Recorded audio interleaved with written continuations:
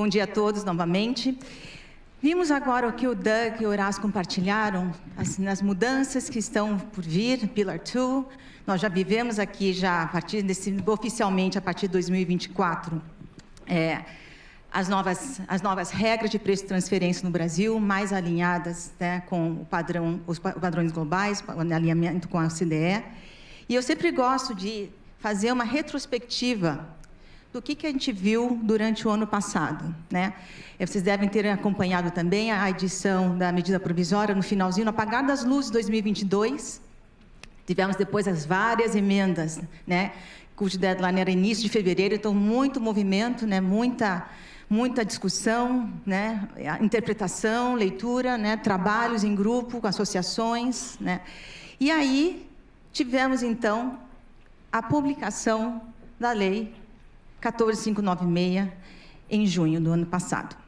Mas a lei, ela traz, sim, uma abordagem principológica, ela cobre, sim, mostra e ela, de fato, confirma que o Brasil está, sim, no caminho do alinhamento com o princípio do arm's length, né? Mas ainda carece muita regulamentação, né, a ser publicada. Tivemos, sim, aquela consulta pública, que muitos, né, devem ter participado também. E aí, no final de setembro, tivemos a publicação da IN 2161, que traz já, sim, algum direcionamento, né, de como as novas regras vão ser aplicadas, mas ainda ela endereça ainda os aspectos gerais da lei.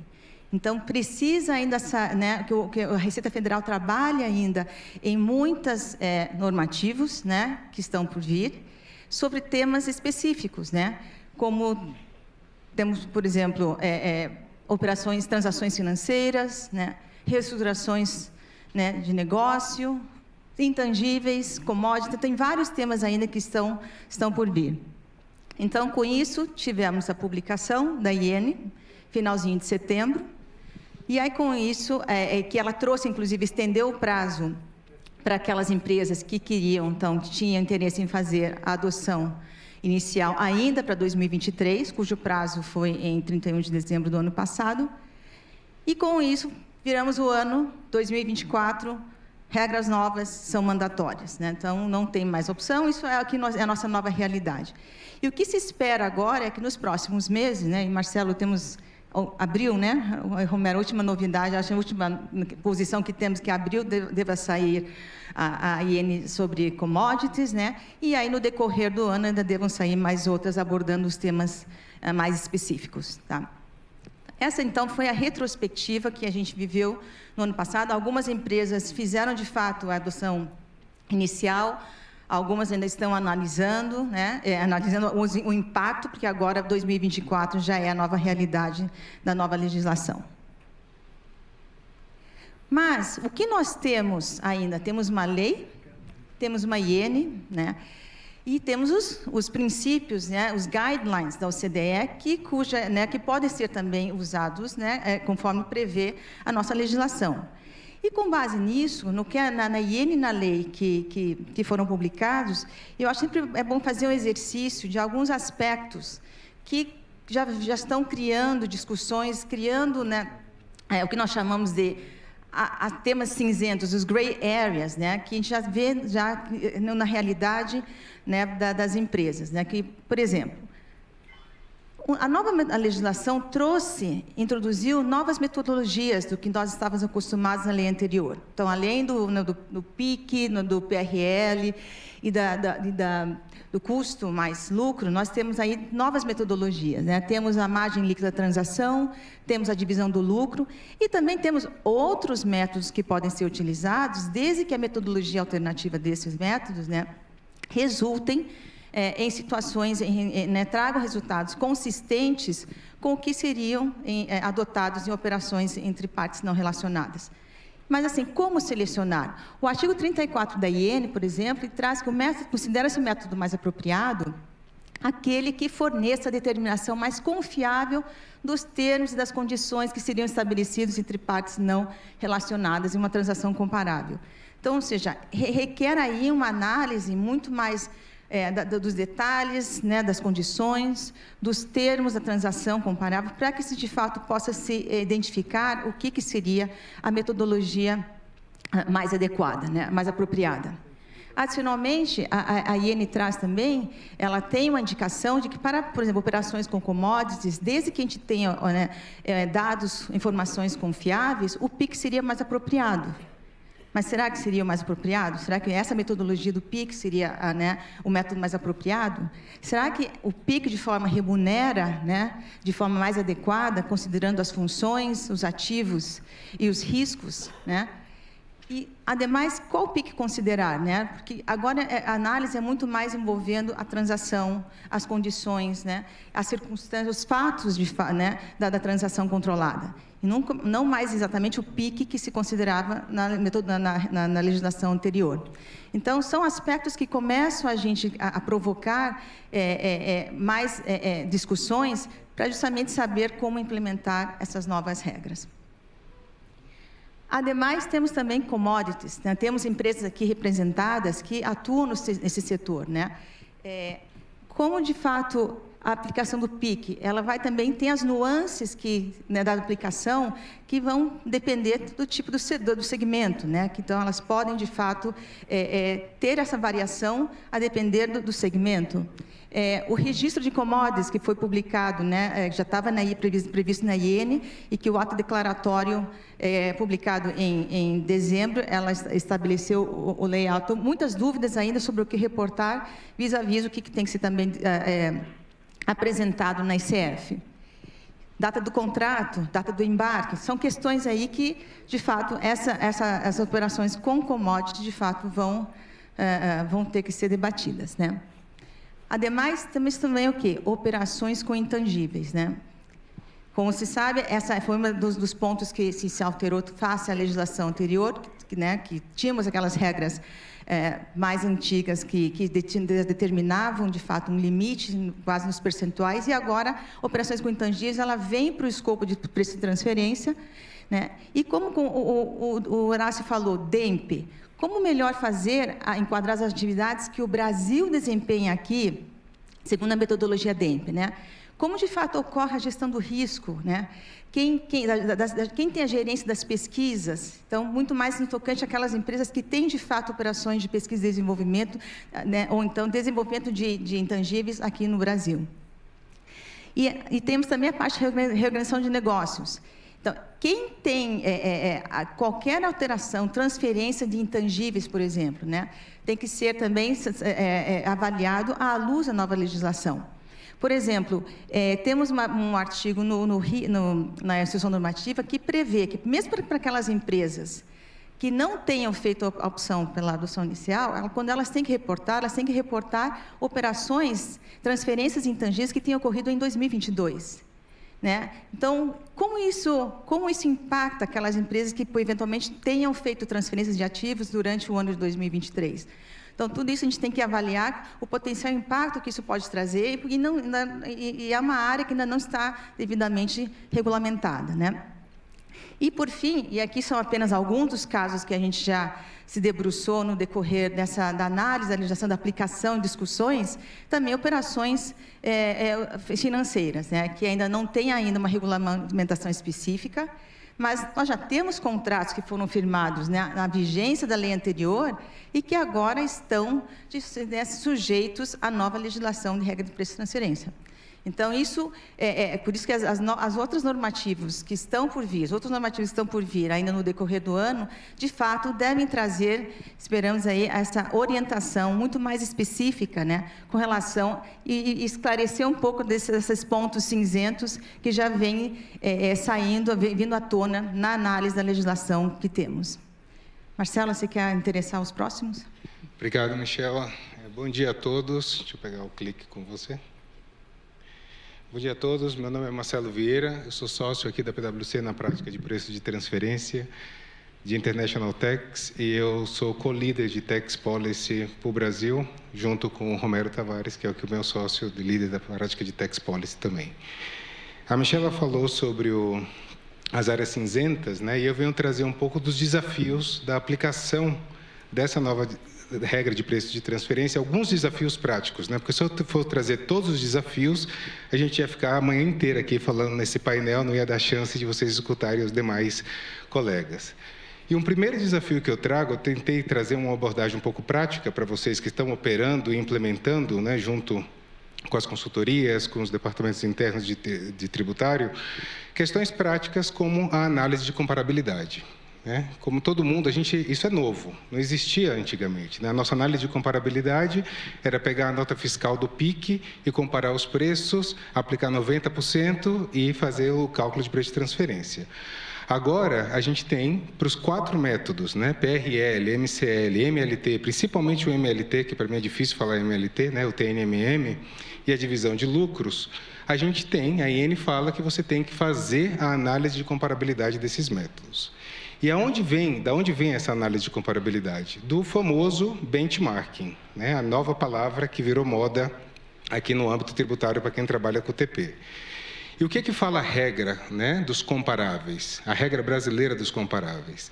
Ele pede que o comparável tenha pelo menos 4 comparáveis no Brasil. Então, quando eu rodo o meu benchmarking, ele tem que aparecer lá 4 comparáveis, pelo menos, com a minha empresa que eu estou comparando, para que eu possa utilizar aquele dado. Só que a regra brasileira, ela pede que tenha um critério de independência de 20%. Então, isso já começa a complicar na nossa análise de comparável.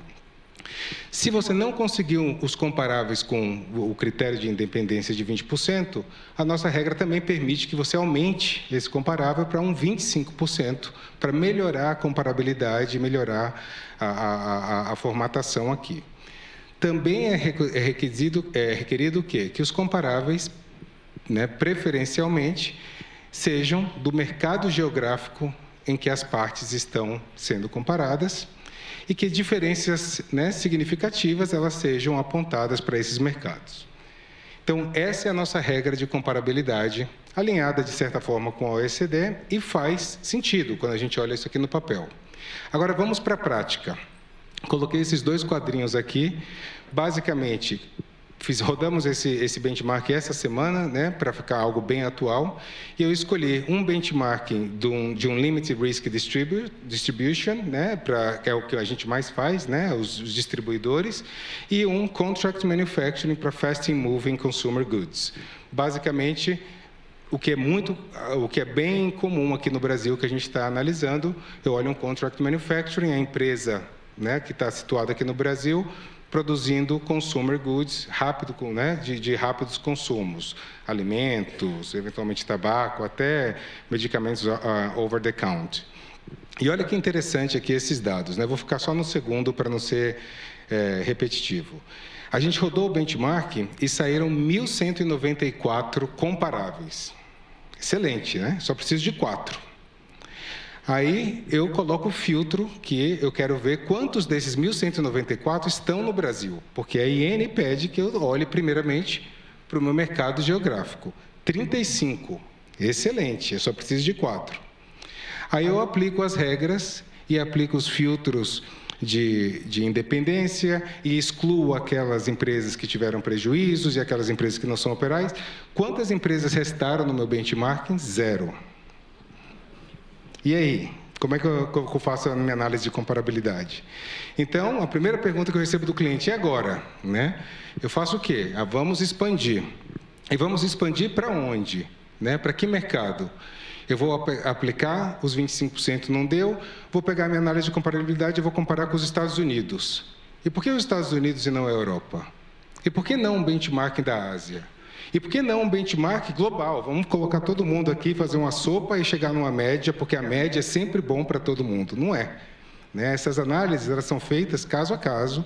Você tem que entender aonde a empresa opera, aonde estão os comparáveis. Eu tenho clientes em que o comparável foi expandido, né, para um comparável da Europa, porque faz sentido na operação dele comparar com a operação da Europa e não dos Estados Unidos, e vice-versa. Eu tenho clientes que a comparação, ela é uma comparação que teve que ser estendida para o mercado norte-americano, porque o mercado europeu ou asiático não era comparável com o mercado brasileiro.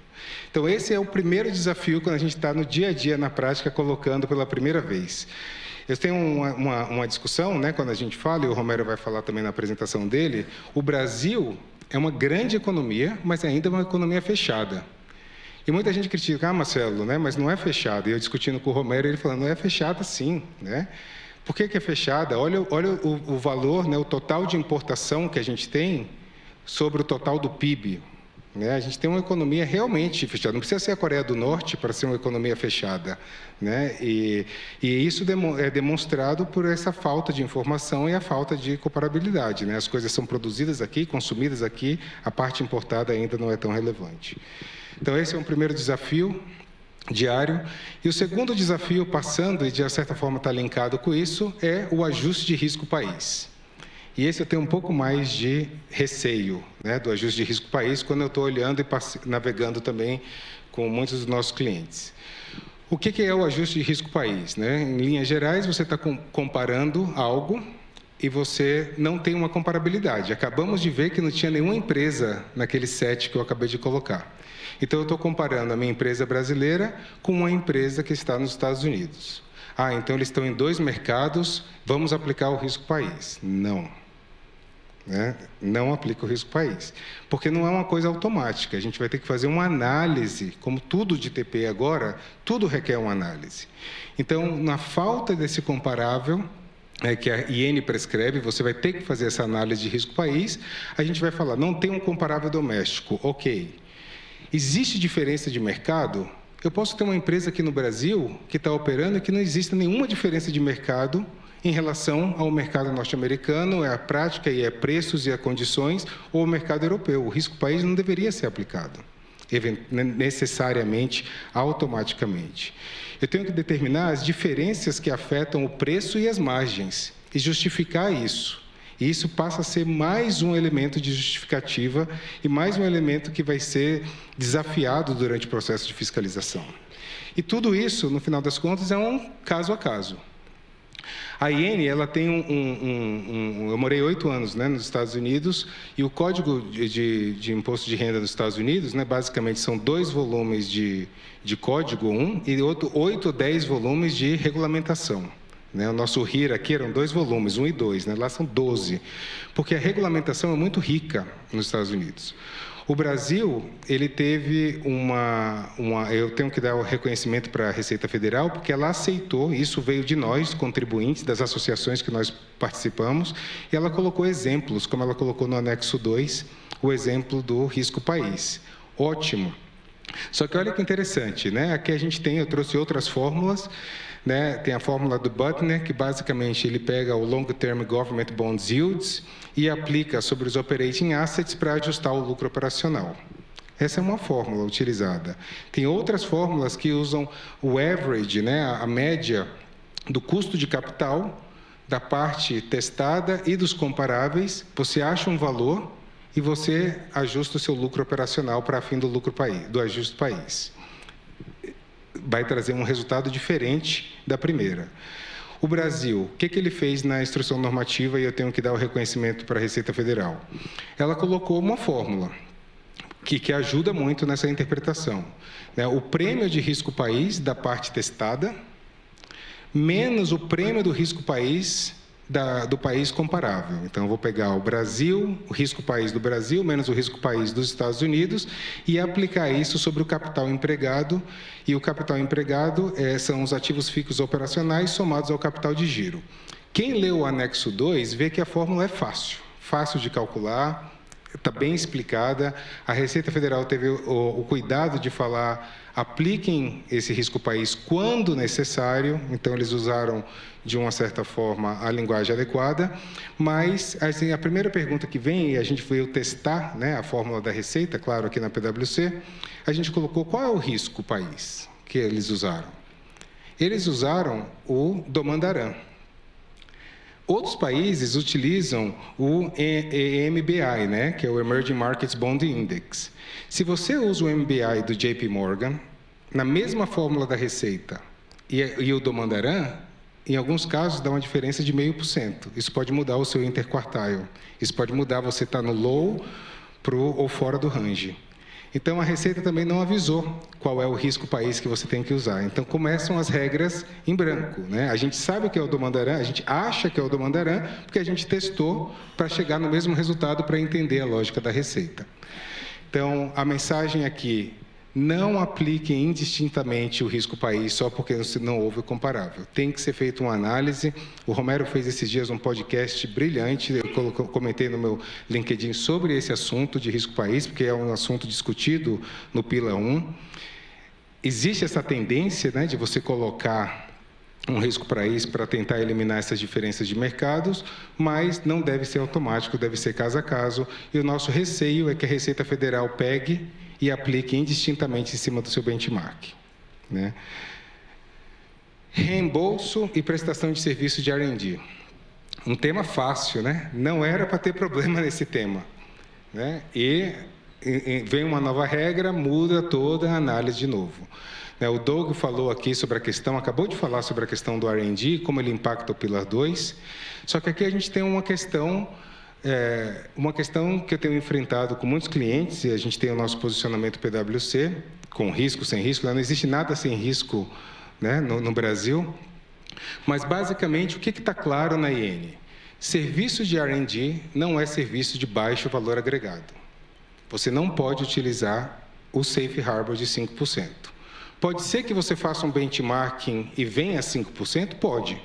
Eu tenho trabalhado com mais de uma indústria que o benchmark para o serviço de R&D deles veio 5%. Para outras indústrias, 9%, 7%. Quando vem 7%, você não pode simplesmente utilizar, você vai ter que utilizar o número do benchmark. Mas qual é a questão aqui, né? Historicamente, tem a Lei 11.196, em que ela determina que o risco, para que você possa tomar o crédito da lei do bem, a empresa brasileira ela tem que ter o risco da pesquisa, o risco do dispêndio, efetivamente, e ela traz uma série de questões sobre a responsabilidade e o risco empresarial. O fato de você estar prestando um serviço ou ser reembolsado elimina o seu risco? Nós não entendemos assim. Tem risco no nosso posicionamento? Eventualmente, mas a gente está claro no posicionamento. Mas o que muda nesse cenário agora? Uma empresa que eventualmente venha e fale, tá bom, eu não quero correr esse risco do R&D, eu quero parar de reembolsar a empresa brasileira, porque eu não quero ter esse risco de ser considerado indedutível. Ok, ótima decisão, uma posição conservadora. Qual é o reflexo disso em preço de transferência? Agora você tem uma operação brasileira que roda todo o IP, gera um ativo e aumenta o valor da operação brasileira e que, eventualmente, vai ter que ser analisado sobre outras circunstâncias. O risco, um dos riscos de você não ter o custo, ele é considerado dentro da análise do benchmarking, quando eu vou falar que o seu percentual é 5% em vez de 7%. Então, tem diversas questões que devem ser analisadas aqui. O impacto do Pillar 2, né, se você vai estar reduzindo a sua alíquota efetiva, já falamos. O impacto local, porque você vai deixar de ter uma dedução e você vai ter mais caixa a pagar. Mas os reflexos na área de preço de transferência. Então, toda essa parte também é delicada. Reestruturação de negócio e reorganização societária. Aqui é outra questão, né, que leva muita confusão. Reestruturação de negócio não é reorganização societária, são dois institutos diferentes. Eu estou escrevendo um artigo que deve ser publicado com uma grande amiga sobre esse tema, a gente falando sobre as incongruências atuais da lei e o nosso posicionamento. É um artigo pessoal, né, não necessariamente da PwC, mas espero que estejam todos alinhados aqui. Não tenho alinhado eu passo sempre pela revisão aqui do meu sócio. Mas a questão principal aqui é a transação controlada, artigo 3º. O que fala o artigo 3º? É uma transação comercial ou financeira. Eu tenho uma lei, a 9249, que ela não foi revogada, que ela permite que eu faça uma redução de capital com o valor de livros. Só que eu tenho uma IN que veio e falou, não, operações com ações também estão sujeitas à regra de preço de transferência. E aí a primeira pergunta que a gente faz, eu faço uma redução de capital e eu mando ações para o meu acionista, o meu próprio dono. Eu estou falando de uma operação comercial? Está claro que não. Eu estou falando de uma operação financeira? Você pode eventualmente ter um debate, mas não teve caixa, não teve aumento patrimonial, por que eu estaria dentro da regra de preço de transferência? Mas eu tenho uma lei de preço de transferência, eu tenho que analisar isso separadamente. Então, a reorganização societária, que eventualmente ela serve para você mudar as caixinhas de lugar, deixar a sua estrutura mais enxuta, fazer um processo de legal entity rationalization, que é muito comum, ela não pode ser confundida com a reestruturação de negócios se ela não tocar em ativos, em riscos e funções da empresa. E isso também tem gerado uma série de confusões. Então, se eu fosse falar dos desafios, eu tenho uma série daqui, o ajuste compensatório para países com tributação favorecida, Suíça e Brasil. Não pode ser feito, nós não entendemos assim na PwC, a gente tem o nosso posicionamento. Então, eu posso passar uma manhã falando dos desafios, mas a ideia aqui é escutar do Romero como extrair o valor do ALP aqui no Brasil. Obrigado, Marcelo. Bom, gente, desde o nosso evento do ano passado, a gente vem falando descritivo dos desafios, das congruências ou incongruências do sistema brasileiro com o sistema global.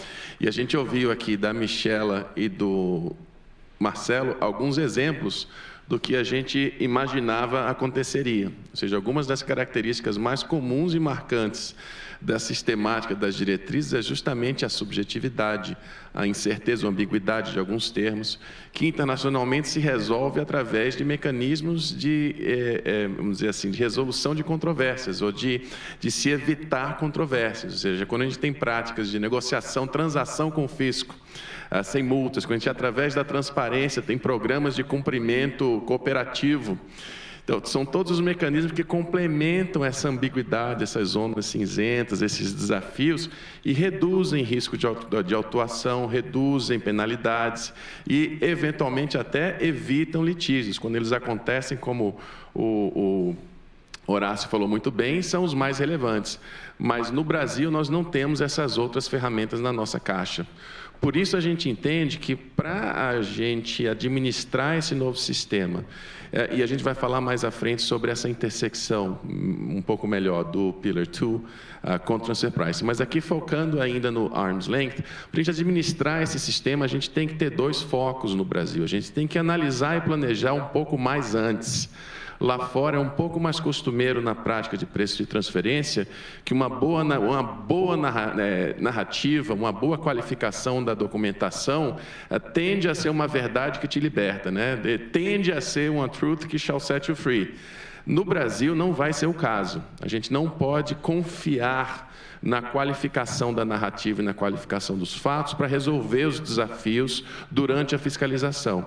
Então, a gente, empenhando um pouco mais os esforços no planejamento de preços de transferência, inclusive na possível readequação de funções, clareza das transações, redesenho, reatribuição ou até reorganização de negócios mesmo, você adequa o seu perfil para evitar as controvérsias, para reduzir as zonas cinzentas, primeiramente. Então, mitigar riscos nesse ambiente brasileiro, onde a gente não vai ter as mesmas ferramentas, os mesmos tratados com Mutual Agreement Procedures, com Arbitration, a gente não tem.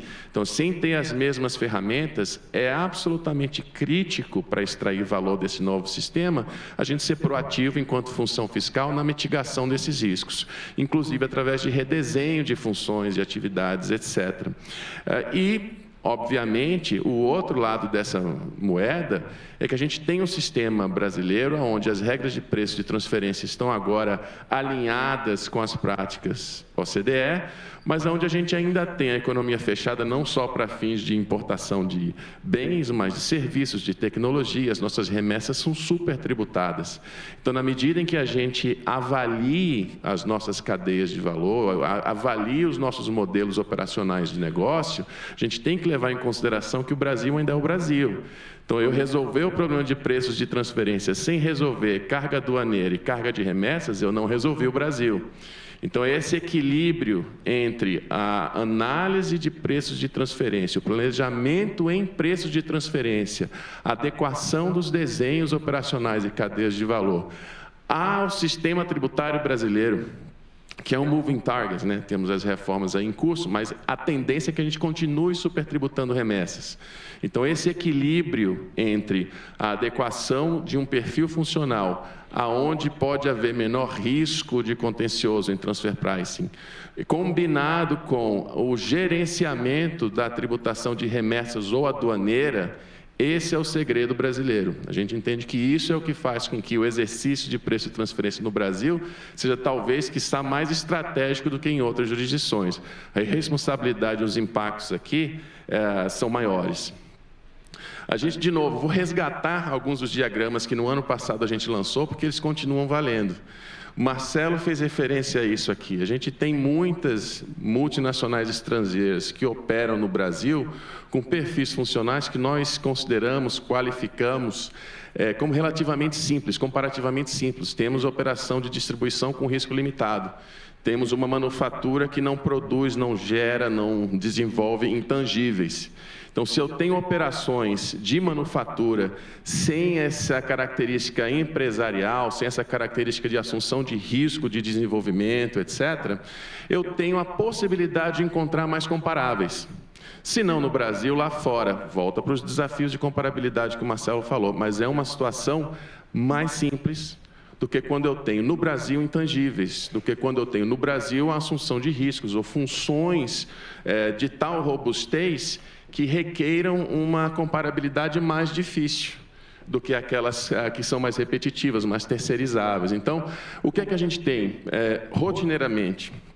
A gente tem que uma empresa brasileira que se situe, eventualmente, nesse lado do desenho, ela está atendendo o mercado, são empresas operacionais atendendo o mercado ou produzindo, seja produzindo para o mercado interno, seja produzindo para o mercado externo. Então, eu tenho aqui as industrializadoras, as produtoras, que não trabalham com intangíveis, montando, assembling, o que quer que seja. Pode ser um processo de serviço, pode ser um processo digital, ou pode ser um processo de tangíveis, de bens de consumo. Mas eu tenho os perfis de risco limitado, onde as atividades são atividades consideradas rotineiras. Então, quando o Brasil se situa desse lado do desenho, a gente tem essa possibilidade maior de comparabilidade. Então, essa é a situação mais simples e mesmo ela é a situação que enfrenta alguns dos desafios importantes que o Marcelo falou. Pois bem, aonde é que a gente tem um grau de complexidade maior? Aonde o Brasil... voltando aqui para esse tema, onde é que esse tema aqui, esse perfil funcional simples, pode se beneficiar do movimento e da tradição brasileira, do movimento de Pillar One e da tradição brasileira? O fisco brasileiro, desde antes da reforma de preço de transferência, já dizia que o mundo um dia vai entender o que o Brasil estava tentando fazer. E nesse sentido, é o Amount B. Eles vão sinalizar, já sinalizaram que essa determinação de margens fixas, que seja com base numa análise mais completa, mais bem feita, tal como na última publicação do dia 19 da OCDE, é controversa no mundo desenvolvido ainda, controversa no G7, mas para o Brasil, para o fisco brasileiro, é música para os ouvidos. Então, um mega painel de comparáveis globais, com 14 mil empresas testadas, resultando com inclusão de risco país em margens de 3 a 5%, o Brasil era isso que eu queria saber. E nós também, porque 3 a 5 é muito melhor do que 15 ou 20, que a gente tinha antes. Então, quando a gente pensa nessa possível incorporação dos resultados das análises do montante B, do Pillar One, ao que está para ser editado, então muita ansiedade para a edição das medidas de simplificação das regras brasileiras, a gente tem uma oportunidade muito boa, inclusive de participar do processo, influenciar, garantir que traduz, que o que está saindo lá do Inclusive Framework dos 140 países é compreendido pela autoridade brasileira e aproveitado no âmbito das medidas de simplificação. Então, para aquelas multinacionais estrangeiras que aqui estão preocupadas com o cômputo do risco país por Damodaran, por Gonê, e como é que o Brasil vai considerar o capital empregado, se vai ser working capital do jeito que a gente pensa sobre working capital de outro jeito, de repente se tem uma tabela, e na tabela do Pillar One, Amount B, está dentro do range que a gente computaria na sede, simplificou a nossa vida.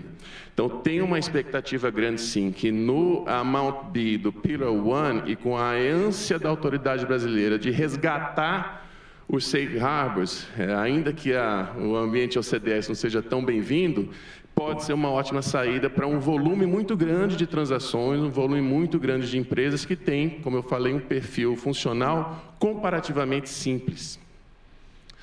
Se a gente segue adiante, o que é que a gente tem também no Brasil, e não é à toa? A gente tem empresas que elas não estão necessariamente operando no Brasil com perfis que necessariamente se encaixam só do lado direito aqui, que não são somente operações de risco limitado, não são operações sem criação, sem desenvolvimento ou co-desenvolvimento de intangíveis, que não têm perfil gerencial com um nível de decisão e assunção de riscos, às vezes, que extrapolam o Brasil. Muitas têm. Co-desenvolvem intangíveis. Por exemplo, nos setores do agronegócio, isso é muito comum, inclusive das inbounds, das estrangeiras.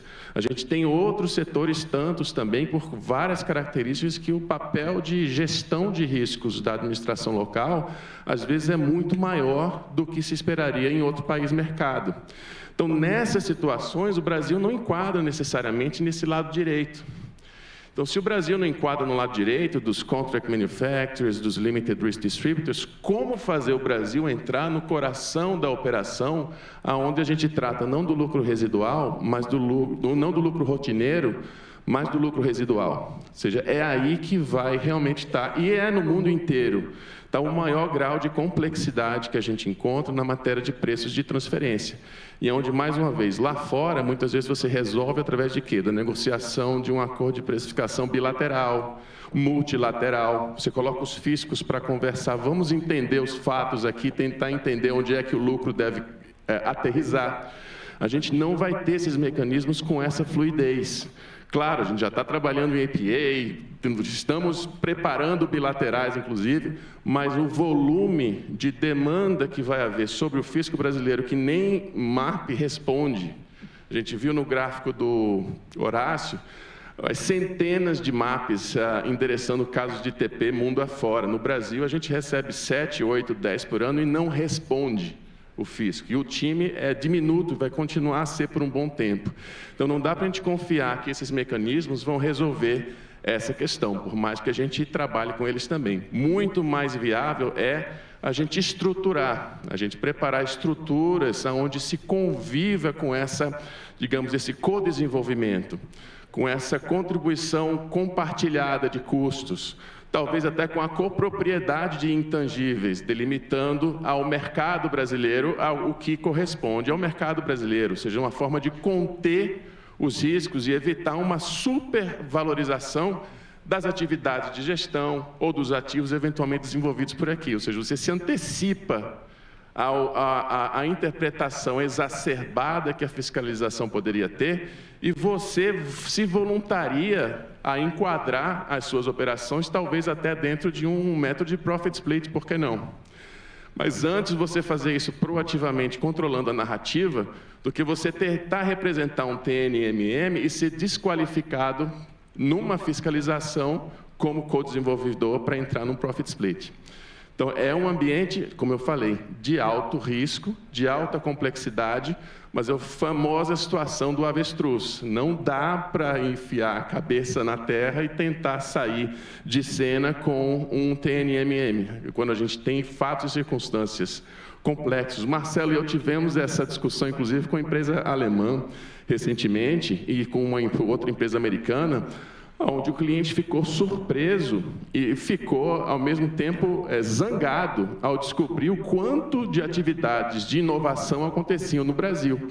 A gente pegou o relatório de lei do bem, disse, você tem noção do quanto acontece aqui de fato, independente daquilo não estar precificado nos produtos, independente daquilo estar reembolsado, você tem noção do valor adicionado dessas atividades para a sua operação no Brasil, na América Latina e no mundo? Inovações brasileiras aproveitadas no México, na Itália, ou em alguns outros casos, centros de excelência realmente que formam um produto, às vezes gerido a partir do Brasil, liderança global de determinado produto, linha de serviço, a partir do Brasil. Então, muitas vezes, isso surpreende as equipes das multinacionais estrangeiras de transfer pricing, muitas vezes se surpreendem ao verificar o resultado da análise factual brasileira, porque nunca foi feita antes eram as fórmulas. Então, isso tudo faz com que a gente descubra, a gente vai descobrindo, vai tirando aí os véus e descobrindo casos complexos, inesperados, onde o cliente, o contribuinte, não tinha perspectiva que o Brasil talvez devesse embarcar numa metodologia desse tipo, né? Não é uma conversa fácil, é uma conversa, às vezes, que tem que ser educacional e pedagógica com as matrizes, mas esse é o tipo de situação que a gente não pode se omitir, porque se transforma em oportunidade também. Na medida que você estrutura esse tipo de arranjo proativamente, você consegue, inclusive, fazer com que a alíquota efetiva, numa estrutura desse tipo, tenda a 15%. Por coincidência, porque o Brasil tende a supertributar remessas a 15%. Então, se você equilibra esse desenho, ele acaba sendo compliant até com Pillar 2, lambuja, vamos dizer assim. Para a multinacional brasileira, a gente falou sobre isso no ano passado, vamos voltar um pouco a isso esse ano. A gente tem aquele desenho típico, né? Ainda tem esse desenho típico que em 2023 passou a ser em grande medida desmontado. Temos as sedes brasileiras com as suas operacionais brasileiras, normalmente com uma trading, uma holding mista estrangeira e com as operacionais mundo afora. Perfeito. Você adiciona a Pillar 2 aqui, já começa a ter, como o Doug mencionou, o possível Income Inclusion Rule intermediário aqui no meio e talvez várias opcos com seus QDMTTs. Ok, e o Brasil ainda a gente litigando contra a TBU. O problema aqui que a gente já antecipou e que tem trabalhado para resolver é que muito do planejamento, do pseudo-planejamento feito historicamente, pode-se dizer até, tinha por base a disparidade da regra brasileira de preço de transferência versus a regra estrangeira, e não refino na alocação de lucros através do arm's length, que é como as multinacionais estrangeiras costumam fazer o seu planejamento. Bom, essa disparidade resultava num acúmulo de lucros residuais na trading. Lucros residuais excedentes ao arm's length, não somente lucros residuais correspondentes ao arm's length, como fazem, por exemplo, multinacionais americanas frequentemente. Então, com isso, a gente alinhando a regra brasileira à regra estrangeira, esses lucros residuais têm que estar alinhados com arm's length também. E logo, como a empresa brasileira sede costuma ter as funções estratégicas, os riscos, gerenciar os riscos estratégicos, as decisões de dispêndio de capital, os intangíveis, frequentemente o lucro residual não pertence mais à trading estrangeira. A partir de 2024, isso passa a ser obrigatório. Esse foi o grande motivador, by the way, para o fisco brasileiro adotar efetivamente as regras OCDE, perceber a oportunidade de arrecadação em cima das multinacionais estrangeiras, evitando essa disparidade de normas. Pois bem, isso quer dizer então que a multinacional brasileira vai sempre operar agora com alíquota de 34%, acabaram as estruturas de holding lá fora? Bom, as estruturas históricas tradicionais de holding lá fora acabaram sim. Agora, os modelos que nos Estados Unidos se usa há 40 anos, onde ao invés de você ter uma holding lá fora, você tem uma entidade operacional relevante lá fora, que tem o direito de computar lucros residuais, isso não acabou, simplesmente elevou a barra do jogo. O jogo agora é mais complexo, é jogo de gente grande. Então, os modelos que a gente tem hoje para pensar que continuam valendo, que estão na mesa para as multinacionais brasileiras, são modelos onde você tem que decidir se caso se compra uma bicicleta. Você quer ser uma exportadora brasileira com uma presença lá fora, ou você quer ser uma multinacional brasileira com sede no Brasil, que vai ter parte das funções, parte dos ativos intangíveis, parte das decisões de gerenciamento de risco de dispêndio de capital acontecendo lá fora. Como gerenciar essa reorganização de negócios? Se tivesse acontecido antes da vigência da norma, essa expatriação de funções e riscos não teria, a princípio, sido considerada como fato gerador de tributação no Brasil, não teria ganho de capital. Hoje em dia, talvez, em princípio, sim. Mas de quanto? Com base em que valuation? Que arm's length teria essa reestruturação? Então, as possibilidades de reestruturação, reorganização de negócios no Brasil, ainda que sejam fatos geradores de uma possível saída, a saída pode ser um prejuízo, inclusive. a depender do que sejam os forecasts de negócios. Então, a análise passa a ser muito mais sofisticada. Como extrair, quando extrair, estrategicamente para fins não tributários, se extrair ou não, se tem vantagem para o negócio ser mais internacional ou não, essa é a primeira pergunta de todas. Mas o fato é, esse jogo, essa decisão não acabou porque as regras mudaram. Simplesmente passou a ser muito mais sofisticado. E tão mais sofisticado quanto também a decisão de se as multinacionais brasileiras vão continuar a ser multinacionais brasileiras. Então, a gente no Brasil não tem ainda as regras expatriação que, por exemplo, os Estados Unidos criaram. Por muitos anos, muitas empresas americanas fizeram essas duas estruturas que eu chamo de subsedes, enquanto algumas outras que tinham vantagens em acessar mercados de capitais estrangeiros, em fazer aquisições de concorrentes estrangeiros, o que seja, realmente inverteram, mudaram de sede e continuaram a ter uma presença americana relevante, muitas vezes até listadas nos Estados Unidos, mas passaram a ter uma nova controladora através de operações societárias de interesse dos acionistas, mas também, muitas vezes, através de transação, de M&A. Então, essa estrutura que a gente vê aqui no lado direito, que é a variante, é onde a gente resulta com o Brasil efetivamente passando a ser uma subsede, passando a ser um grande hub operacional, fazendo direito a um profit split, mas não tendo todos os lucros residuais do mundo inteiro sujeitos nem ao seu transfer price, nem às suas regras de tributação em bases universais. Tudo isso se viabiliza por instrumentos societários jurídicos que no exterior existem, são conhecidos, nós fazemos, as empresas fazem, os fiscos fiscalizam, abençoam. Tem muita história em cima muitas dessas ferramentas que para nós parecem rocket science, mas não são. O que precisa acontecer é uma adequação, uma adaptação dessas ferramentas aos instrumentos jurídicos brasileiros, ao sistema brasileiro. Mas à medida em que a linguagem, ao menos, já está incorporada, pelo menos para fins de preço e transferência, de modo consistente, a gente tem um bom ponto de partida. A gente vai estar conversando a mesma linguagem, só que traduzindo instrumentos estrangeiros para instrumentos do direito civil, do direito societário, do direito tributário brasileiro, de modo consistente, coerente e transparente. Então, esses são os desenhos que a gente tem que considerar de agora para frente. Bom, com isso, eu vou encerrar esse nosso painel e agradeço aos meus sócios. E a gente vai ter uma pausa para nesse momento é o próximo painel de Pillar 2. Vou chamar aqui o Álvaro Pereira, a Audrey Okada e o Gabriel Burato.